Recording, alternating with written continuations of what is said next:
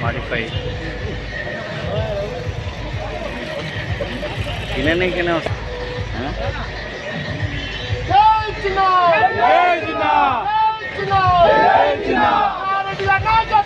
महात्मा गांधी अमर है।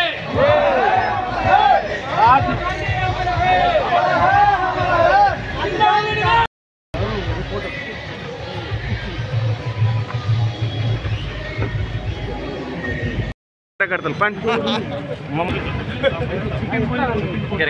Okay sir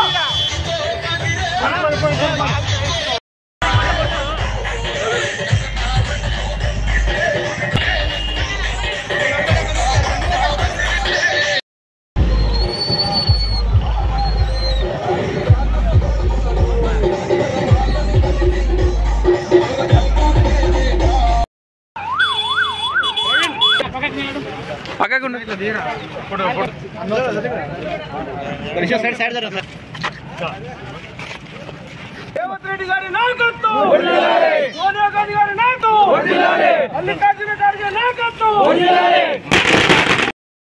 जय चिन्ना जय चिन्ना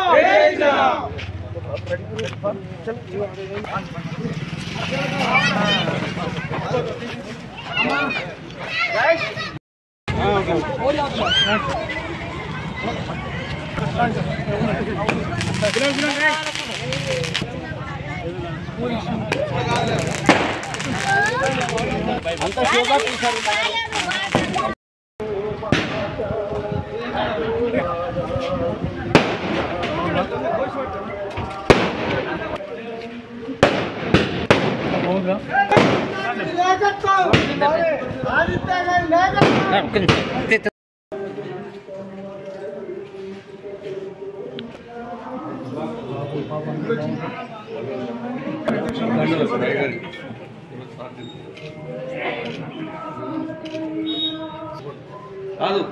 okay sir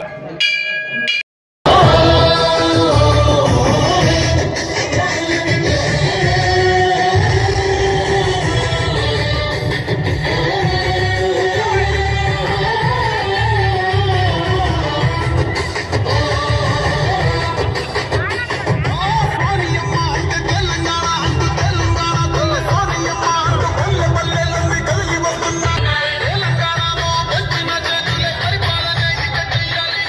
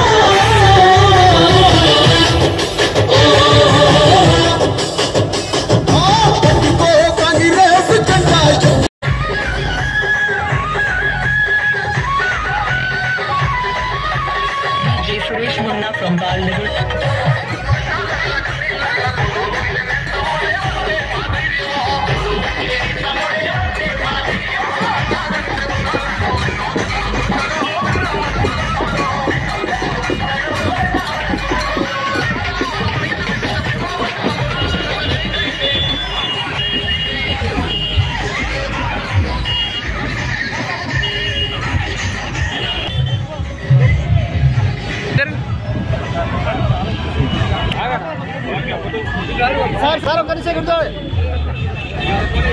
sir sir sir sir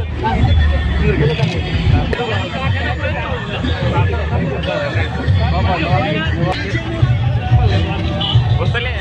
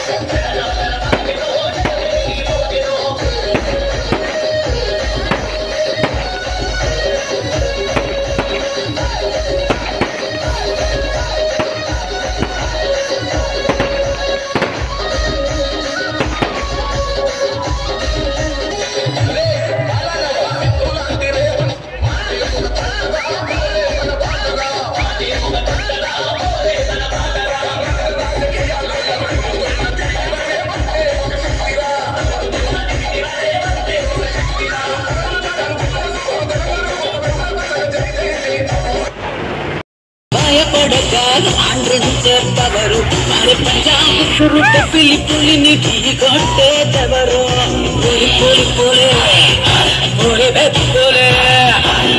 పోరాటం లేని చోటు భూమిలో కానరాదు భారత మహాయుద్ధం ఇంకా కూటవలేదు పోరాటం లేని చోటు భూమిలో కానరాదు భారత మహాయుద్ధం ఇంకా కూటవలేదు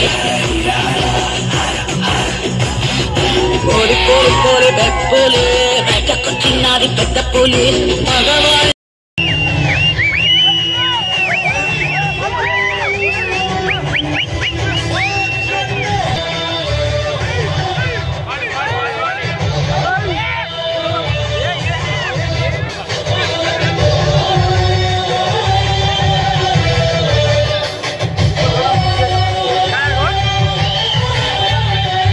అసెంబ్లీ పోకపోవడానికి కారణం ఏమంటే ఈ ఒక్క అసెంబ్లీ సెషన్ తప్పించుకుంటే తర్వాత ఎంపీగా పోటీ చేసి ఏదో విధంగా ఆ మెదక్ నుంచి గెలిచే అవకాశం ఉంటుంది. ఆ ఒక్క సీటు గెలిస్తే కేంద్రంలో మంత్రి కావచ్చు, ఆ ఎన్డీఏతో కలిస్తేనేటువంటి ఆలోచనలో ఆయన ఉన్నాడు అనే మాట కూడా నేను మనం చేస్తూ ఉన్నాను. అందుకనే రేపు ఈ తెలంగాణ రాష్ట్రంలో మనకి ఏదైనా పోటీ ఉంటుందంటే ఒక బీజేపీతోనే ఉంటుంది, టీఆర్ఎస్తో పెద్దగా ఉండదనేటువంటి మాట కూడా నేను మనం చేస్తున్నాను. ఆ బీజేపీ కూడా హైదరాబాద్ చుట్టూ ఉండేటువంటి ప్రాంతంలో కొన్ని ఎక్కువగా వాళ్ళ బలం వాళ్ళు ఈ రామ జన్మభూమి రామ మందిరం వీటితో కొంచెం పెంచుకున్నారనేటువంటి మాట కూడా నేను మనం చేస్తున్నాను. దాని తర్వాత ఈరోజు మిగతా విషయాలు కూడా మీరు చూస్తే ఉద్యోగాల కల్పనలో కానీ మహిళలకు ఇచ్చేటువంటి ఫ్రీ బస్ ప్రయాణం కానీ మీరంతా ఫ్రీగా వచ్చారా లేదమ్మా? బస్సులో టికెట్ లేదు కదా, మీరంతా ఫ్రీగా వచ్చారు. అందుకని ఆక్యుపెన్సీ రేటు కూడా 100% దాటిపోయింది అనే మాట కూడా నేను మనం చేస్తున్నాను. విద్యాలయాలు చాలా ఎక్కువ, ఎన్నో ఎడ్యుకేషన్ ఇన్స్టిట్యూషన్స్ ఉన్నాయి. ఇక్కడ చదువుకున్న పిల్లలు చాలా ఎక్కువ మంది ఉన్నారు. మీరు కూడా వనపర్తికి విద్య బాగుంటుందనే వనపర్తికి వచ్చి ఇక్కడ చదువుకోవడం జరిగింది.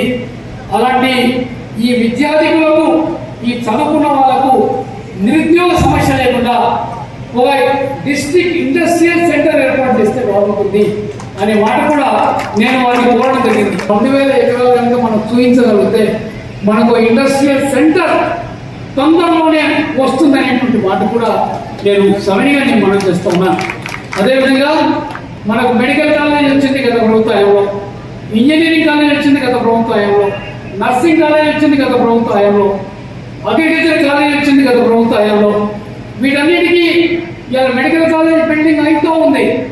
కానీ ఇప్పుడుండే నిధులు ఎంతైతే నిధులు ఆ రోజు ఇంత బడ్జెట్ అనుకున్నారో నిధులు రిలీజ్ అయినాయి, కట్టినారు.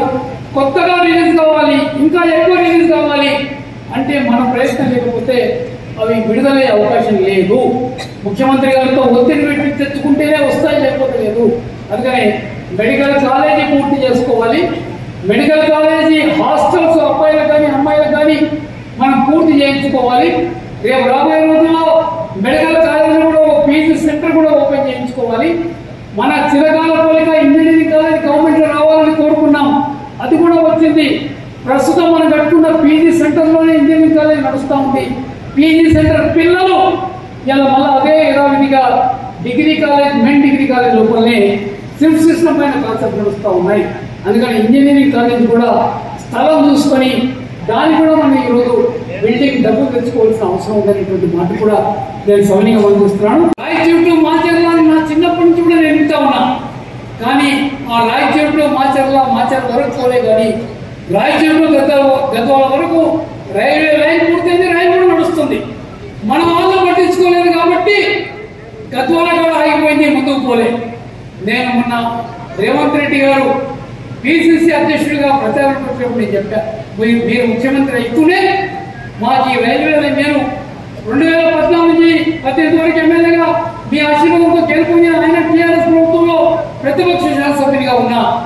అయినా కూడా పట్టుబడి విక్రమార్కునిగా నేను ఆనాడు ఉండేటువంటి కేసీఆర్ గారి దగ్గరికి, ముఖ్యమంత్రి గారి దగ్గరికి పోయి ఈ ఫైల్ అంతా రెడీ అయింది సార్, దీంట్లో సగం మీరు పెట్టుకోవాలి, సగం రైల్వేస్ పెట్టుకుంటుంది, 500 కోట్లు మీరు, 500 కోట్లు కేంద్రం, దీనికి కావాల్సిన భూమి కూడా మీరు అక్వైర్ చేసి ఇవ్వాలని చెప్తే ఆయన విన్నాడు, మంచిదన్నాడు, చేద్దాం చూద్దాం అన్నాడు. కానీ ఆయన ఉండే 10 ఏళ్లలో ఒక్క అంగుళం కూడా ఆ ఫైల్ ముందుకు పోలేదనేటువంటి మాట కూడా నేను ఇంత మనసిస్తున్నాను. నేను వారి దగ్గరికి వెళ్ళి అన్న, మీరు ముఖ్యమంత్రి అయినారు, మీరు కూడా ఈ రాయచూరు మాచర్ల రైల్వే లైన్ నుంచి విన్నారు, మన హయాంలో చేద్దామన్న ఫైల్ రెడీ ఉందని నేను చెప్పా. ఆయనకు నేను చెప్పినప్పుడు వెంబడే ఆ transport, roads, buildings chief secretary ఎవరైతే పిలిపించి నువ్వు లెటర్ తయారు చేయి, నేను ఢిల్లీ పోయినప్పుడు నాతో పాటుగా నువ్వు కూడా రా అని ఆ సెక్రటరీకి చెప్పి రైల్వే మంత్రికి మనం నా తరఫున వినతి పత్రం ఇచ్చి ఈ రైల్వే లైన్ శాంక్షన్ చేయించాలని నేను కోరుతానటువంటి మాట వారు చెప్పడం జరిగింది. మన వైద్యం ఇచ్చినాడు. మన అదృష్టానికి ఇంకోటి ఏమంటే ఈ రైల్వే లైన్ మన గద్వాల నుంచి డోర్నగల్ వరకు కూడా అది చాలా ఫాస్ట్ ట్రాక్ లో ఆ రైల్వే లైన్ సర్వే అన్ని కూడా పూర్తి అయినాయి. రేపు నేను అనుకుంటే ఎన్నికల తర్వాత, పార్లమెంట్ ఎన్నికల తర్వాత కేంద్రంలో పూర్తి బడ్జెట్ ప్రవేశపెట్టే సందర్భంలో మనకు ఆ రైల్వే బడ్జెట్ శాంక్షన్ కాబోతుందని కూడా నేను సవినీయంగా చేస్తున్నాను. డోర్నగల్ పోయేదేమో చాలా ముందుకు పోతా ఉంది. ఆ డోర్నగల్ పోయే లైన్ కూడా మనకు గద్వాల నుంచి కడుగుంట్ల మీదుగా, వనపర్తి మీదుగా, గోపాలపేట మీదుగా, నాగర్ కర్నూలు మీదుగా, దాని తర్వాత కలవకుర్తి మీదుగా వారు ఇంకా ముందుకు పోయేటువంటి అవకాశం ఉంటుంది. ఇదే మాచర్ల కూడా సీఎం గారు చెప్పిన మాట ప్రకారంగా మనం ఢిల్లీ పోయినప్పుడు రైల్వే మంత్రిని కలిసి మా మాచర్ల లైన్ కూడా శాంక్షన్ చేయమని వారు చెప్పి రావడం జరిగింది. అది కూడా శాంక్షన్ అయింది అనేటువంటి మాట కూడా నేను మీతో సవినీయంగా మనం చేస్తున్నాను. రాయచూరు మాచర్ల నా చిన్నప్పటి నుంచి కూడా నేను వింటా ఉన్నా. కానీ ఆ రాయచూరు మాచర్ల వరకు పోలే. కానీ రాయచూరు గద్వాల వరకు రైల్వే లైన్ పూర్తయింది, రైలు కూడా నడుస్తుంది. మన వాళ్ళు పట్టించుకోలేదు కాబట్టి గద్వాల కూడా ఆగిపోయింది, ముందుకు పోలే. నేను మొన్న రేవంత్ రెడ్డి గారు పిసిసి అధ్యక్షుడిగా ప్రచారం పెట్టినప్పుడు నేను చెప్పా, మీరు ముఖ్యమంత్రి అయితేనే మాకు ఈ రైల్వే లైన్, నేను 2014 నుంచి 18 వరకు ఎమ్మెల్యేగా మీ ఆశీర్వాదంతో గెలుపుని ఆయన టీఆర్ఎస్ ప్రభుత్వంలో ప్రతిపక్ష శాసనసభ్యునిగా ఉన్నా. అయినా కూడా పట్టుబడి విక్రమార్కునిగా నేను ఆనాడు ఉండేటువంటి కేసీఆర్ గారి దగ్గరికి, ముఖ్యమంత్రి గారి దగ్గరికి పోయి ఈ ఫైల్ అంతా రెడీ అయింది సార్, దీంట్లో సగం మీరు పెట్టుకోవాలి, సగం రైల్వేస్ పెట్టుకుంటుంది, 500 కోట్లు మీరు, 500 కోట్లు కేంద్రం, దీనికి కావాల్సిన భూమి కూడా మీరు అక్వైర్ చేసి ఇవ్వాలని చెప్తే ఆయన విన్నాడు, మంచిదన్నాడు, చేద్దాం చూద్దాం అన్నాడు. కానీ ఆయన ఉండే 10 ఏళ్లలో ఒక్క అంగుళం కూడా ఆ ఫైల్ ముందుకు పోలేదనేటువంటి మాట కూడా నేను మీతో మనసిస్తున్నాను. నేను వారి దగ్గరికి వెళ్ళి అన్న మీరు ముఖ్యమంత్రి అయినారు, మీరు కూడా ఈ రాయచోట్ల మాచర్ల రైల్వే లైన్ గురించి విన్నారు, మన హయాంలో చేద్దామన్న ఫైల్ రెడీ ఉందని నేను చెప్పాను. ఆయనకు నేను చెప్పినప్పుడు వెంబడే ఆ transport roads buildings chief secretary ఎవరైతే పిలిపించి నువ్వు లెటర్ తయారు చేయి, నేను ఢిల్లీ పోయినప్పుడు నాతో పాటుగా నువ్వు కూడా రా అని ఆ సెక్రటరీకి చెప్పి రైల్వే మంత్రికి మనం నా తరఫున వినతి పత్రం ఇచ్చి ఈ రైల్వే లైన్ శాంక్షన్ చేయించాలని నేను కోరుతానటువంటి మాట వాడు చెప్పడం జరిగింది. మన వైద్యం ఇచ్చినాడు. మన అదృష్టానికి ఇంకోటి ఏమంటే ఈ రైల్వే లైన్ మన గద్వాల నుంచి డోర్నగల్ వరకు కూడా అది చాలా ఫాస్ట్ ట్రాక్ లో ఆ రైల్వే లైన్ సర్వే అన్ని కూడా పూర్తి అయినాయి. రేపు నేను అనుకుంటా ఎన్నికల తర్వాత పార్లమెంట్ ఎన్నికల తర్వాత కేంద్రంలో పూర్తి బడ్జెట్ ప్రవేశపెట్టే సందర్భంలో మనకు ఆ రైల్వే బడ్జెట్ శాంక్షన్ కాబోతుందని కూడా నేను సవినీయంగా చేస్తున్నాను. డోర్నగల్ పోయేదేమో చాలా ముందుకు పోతా ఉంది. ఆ డోర్నగల్ పోయే లైన్ కూడా మనకు గద్వాల నుంచి కడుగుంట్ల మీదుగా వనపర్తి మీదుగా గోపాలపేట మీదుగా నాగర్ కర్నూలు మీదుగా దాని తర్వాత కలవకుర్తి మీదుగా వారు ఇంకా ముందుకు పోయేటువంటి అవకాశం ఉంటుంది. ఇదే మాచర్లో కూడా సీఎం గారు చెప్పిన మాట ప్రకారంగా మనం ఢిల్లీ పోయినప్పుడు రైల్వే మంత్రిని కలిసి మా మాచర్ల లైన్ కూడా శాంక్షన్ చేయమని వారు చెప్పి రావడం జరిగింది. అది కూడా శాంక్షన్ అయింది అనేటువంటి మాట కూడా నేను మీతో సవినీయంగా చేస్తున్నాను. విద్యాలయాలు చాలా ఎక్కువ, ఎన్నో ఎడ్యుకేషన్ ఇన్స్టిట్యూషన్స్ ఉన్నాయి. ఇక్కడ చదువుకున్న పిల్లలు చాలా ఎక్కువ మంది ఉన్నారు. మీరు కూడా వనపర్తికి విద్య బాగుంటుందనే వనపర్తికి వచ్చి ఇక్కడ చదువుకోవడం జరిగింది. అలాంటి ఈ విద్యార్థులకు ఈ చదువుకున్న వాళ్లకు నిరుద్యోగ సమస్య లేకుండా ఒక డిస్ట్రిక్ట్ ఇండస్ట్రియల్ సెంటర్ ఏర్పాటు చేస్తే బాగుంటుంది అనే మాట కూడా నేను వారికి కోరడం జరిగింది. 2000 ఎకరాల కనుక మనం చూపించగలిగితే మనకు ఇండస్ట్రియల్ సెంటర్ తొందరలోనే వస్తుందనేటువంటి మాట కూడా నేను సవినీయంగా మనం చేస్తా ఉన్నాను. అదేవిధంగా మనకు మెడికల్ కాలేజ్ వచ్చింది గత ప్రభుత్వంలో, ఇంజనీరింగ్ కాలేజ్ వచ్చింది గత ప్రభుత్వంలో, నర్సింగ్ కాలేజ్ వచ్చింది గత ప్రభుత్వంలో, అగ్రికల్చర్ కాలేజ్ వచ్చింది గత ప్రభుత్వంలో. వీటన్నిటికీ ఇవాళ మెడికల్ కాలేజ్ బిల్డింగ్ అయితూ ఉంది. కానీ ఇప్పుడుండే నిధులు ఎంతైతే నిధులు ఆ రోజు ఇంత బడ్జెట్ అనుకున్నారో నిధులు రిలీజ్ అయినాయి, కట్టినారు. కొత్తగా రిలీజ్ కావాలి, ఇంకా ఎక్కువ రిలీజ్ కావాలి అంటే మన ప్రయత్నం లేకపోతే అవి విడుదలయ్యే అవకాశం లేదు. ముఖ్యమంత్రి గారితో ఒత్తిడి పెట్టి తెచ్చుకుంటేనే వస్తాయి, లేకపోతే లేదు. అందుకని మెడికల్ కాలేజీ పూర్తి చేసుకోవాలి. మెడికల్ కాలేజీ హాస్టల్స్ అబ్బాయిలకు కానీ అమ్మాయిలకు కానీ మనం పూర్తి చేయించుకోవాలి. రేపు రాబోయే రోజుల్లో మెడికల్ కాలేజీ కూడా పీజీ సెంటర్ కూడా ఓపెన్ చేయించుకోవాలి. మన చిరకాల పోలిక ఇంజనీరింగ్ కాలేజ్ గవర్నమెంట్ లో రావాలని కోరుకున్నాం, అది కూడా వచ్చింది. ప్రస్తుతం మనం కట్టుకున్న పీజీ సెంటర్లోనే ఇంజనీరింగ్ కాలేజ్ నడుస్తూ ఉంది.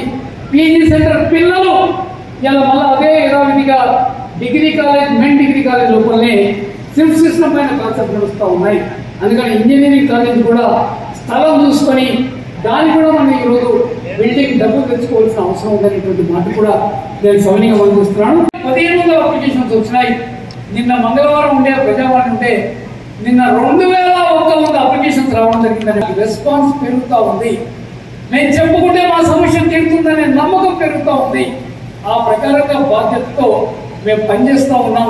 పేద ప్రజలకు వాళ్ళకు అండగా ఉండే అవకాశం, వాళ్ళ సమస్యలు పరిష్కారం చేసే అవకాశం ఇవాళ రేవంత్ రెడ్డి గారు నాకు కల్పించారు. ఈ ప్రజావాణి ద్వారా నిన్న దినమంతా ఉదయం నుంచి సాయంత్రం వరకు కూర్చొని ప్రతి అప్లికేషన్ ఏదైతే రసీదు తీసుకుని పోయిన వాళ్ళు ఉన్నారో, కొన్ని కాంప్లికేటెడ్ కేసెస్ ఏవైతే ఉన్నాయో వారు స్వయంగా వస్తే నేను కానీ మా నోడల్ ఆఫీసర్ గారు కానీ స్వయంగా ఫోన్లు చేసి సంబంధిత అధికారికి ఎస్పీ కానీ కలెక్టర్ కానీ ప్రిన్సిపల్ సెక్రటరీ స్టేట్ లెవెల్లో కానీ ఈ సమస్య పరిష్కరించాలనేటువంటి మాట మేము చెప్పడం జరుగుతూ ఉందనేటువంటి మాట కూడా నేను మీతో మనం చేస్తున్నాను. ఆ ప్రకారంగా పేద ప్రజలు అండగా ఉండే విధంగా, పేద ప్రజల సమస్యలు పరిష్కరించే విధంగా నాకు మంచి కార్యక్రమాన్ని నేను రేవంత్ రెడ్డి గారు కొంతమందితో వాళ్ళ సహచరులతో ఉన్న మాట నాకు ఆలోచించి చెప్పారు. ప్రజావాణికి ఎవరినన్నా ఒక పొలిటికల్ వ్యక్తిని ఇన్ఛార్జ్ గా పెడితే ఇది ఇంకా బాగా రాణిస్తుంది. ఎందుకంటే గతంలో వాస్తవంగా ముఖ్యమంత్రి గారే స్వయంగా అప్లికేషన్ తీసుకునేవాడు, కానీ ప్రతిదినం తీసుకోవాలంటే సాధ్యం కాదు. వాస్తవంగా రాజశేఖర రెడ్డి గారు ముఖ్యమంత్రిగా ఉన్నప్పుడు ప్రతి దినం 1 గంట సేపు ప్రజల నుంచి వినతి పత్రాలు తీసుకుంటా ఉండే. కానీ ఈ రోజు ఎన్నో కార్యక్రమాలు ముఖ్యమంత్రులు పెరిగినాయి కాబట్టి అంత సమయం ఇవ్వలేరు. అందుకని నా తరఫున చిన్నారెడ్డి బాధ్యత తీసుకుంటాడు, ఈ అప్లికేషన్ తీసుకుంటాడని వారి బాధ్యత నాకు అప్పచెప్పడం జరిగినది. టీఆర్ఎస్ ప్రభుత్వం ఉన్నప్పుడు 2004 వరకు మేము చేయని పోరాటం లేదు. చాలా వరకు కూడా పాదయాత్ర చేశాం, నిరాహార దీక్ష చేశాం, ముఖ్యమంత్రి గారిని గెలవ చేశాం చంద్రబాబు నాయుడు గారిని. రాజశేఖర రెడ్డి గారు మా అన్ని ఉద్యమాల్లో పాల్గొన్నారు. అప్పుడు ఇవన్నీ చూసిన తర్వాతనే రాజశేఖర రెడ్డి గారు ముఖ్యమంత్రి అవుతూనే దాదాపుగా ఒక 7,000 కోట్ల రూపాయలు ఒకటేసారి కేటాయించి మన జిల్లాకు వారు 4 ప్రాజెక్టులు ఇవ్వడం జరిగిందనేటువంటి మాట కూడా మీతో మనం చెప్తున్నాం. వారి పుణ్యమాని నీటిపారుదల సౌకర్యం వచ్చింది. నీటిపారుదలతో పాటుగా త్రాగునీటి ప్రాజెక్ట్, త్రాగునీరు సమస్య కూడా మనకు తీరింది. ఆ ప్రాజెక్టులే ఈ రోజు మనకు అన్నం పెడతా ఉన్నాయి. మన వలసల్ని చాలా వరకు కూడా ఆపినాయి. పాలమూరు రంగారెడ్డి కూడా మనమే తెచ్చుకున్నాం కాంగ్రెస్ ప్రభుత్వంలో. దాన్ని కేసీఆర్ నాశనం చేశాడు. ఇలా మళ్ళా కాంగ్రెస్ వచ్చిన తర్వాత దాన్ని పట్టాలపై ఎక్కించి తప్పకుండా పూర్తి చేయిస్తాం. ఆ పూర్తి చేయించే దశలోనే మన రేవంత్ రెడ్డి గారి వారి నియోజకవర్గమైన కొడంగల్ కానీ, మత్తలు కానీ, నారాయణపేటకు ఏదైతే కొత్తగా లిఫ్ట్ మంజూరు చేయించుకొని దాదాపుగా 3,000 కోట్ల లిఫ్ట్ వారు తీసుకొని పోవడం జరిగిందో, ఈ పాలమూరు రంగారెడ్డి కూడా చివరి రిజర్వాయర్ మనకు లక్ష్మీదేవిపల్లి మన జిల్లాలో ఎత్తైన ప్రాంతం, మన నెత్తిన పెట్టుకున్నట్టుగా, నెత్తిన కుండ పెట్టుకున్నట్టుగా రిజర్వాయర్ కట్టించి మన జిల్లాలో ఎత్తైన ప్రాంతాలు కూడా మనం దాదాపుగా ఒక 10 లక్షల ఎకరాలకు ఈ రంగారెడ్డి, పాలమూరు రంగారెడ్డి ద్వారా నీళ్లు ఇవ్వడానికి అవకాశం ఉంటుంది. తప్పకుండా ఈ ప్రభుత్వ హయాంలో పూర్తి చేయిస్తాం. ఈ రోజు మహబూబ్నగర్ లో రేవంత్ రెడ్డి గారు కూడా అదే వాగ్దానం చేయబోతాడనేటువంటి భావన నాకు ఉందనేటువంటి మాట కూడా నేను మీతో మనం చేస్తూ ఉన్నాను. అదేవిధంగా కమిటీ సిఇసి రేపు మాతో కూర్చోబోతా ఉంది పార్లమెంట్ అభ్యర్థులు నిర్ణయించడానికి. అదే మాదిరిగా అసెంబ్లీ ఎన్నికల్లో కూడా అభ్యర్థులు నిర్ణయించడానికి central election committee Mallikarjuna Kharge గారి నేతృత్వంలో ఆ కమిటీ ఉంటుంది. సోనియా గాంధీ గారు లాంటి మహానాయకురాలు, రాహుల్ గాంధీ గారు లాంటి నాయకులు, వేణుగోపాల్ గారు లాంటి నాయకులు అందరూ కూడా ఎంతో మంది మెంబర్స్ ఉంటారు. మన రాష్ట్రంలో కొంతమంది నా అభ్యర్థిత్వాన్ని వ్యతిరేకించిన సోనియా గాంధీ గారు చిన్నారెడ్డికి టికెట్ ఇవ్వాలి, నేను చిన్నారెడ్డికి టికెట్ పెడుతున్నా, చిన్నారెడ్డితో పైసలు లేవు, ఎలక్షన్ కొట్లాడలేదు అనే మాట కొంతమంది అభ్యర్థులు అప్పటికి కూడా చెప్తున్నా. ఆయన వ్యతిరేకంగా ఉండే వ్యక్తి 4 సంవత్సరాలు అంతకన్నా ముందు ప్లానింగ్ బోర్డు వైస్ చైర్మన్ గా దాదాపు 10 సంవత్సరాల మంత్రి హోదాలో ఉన్నాడు.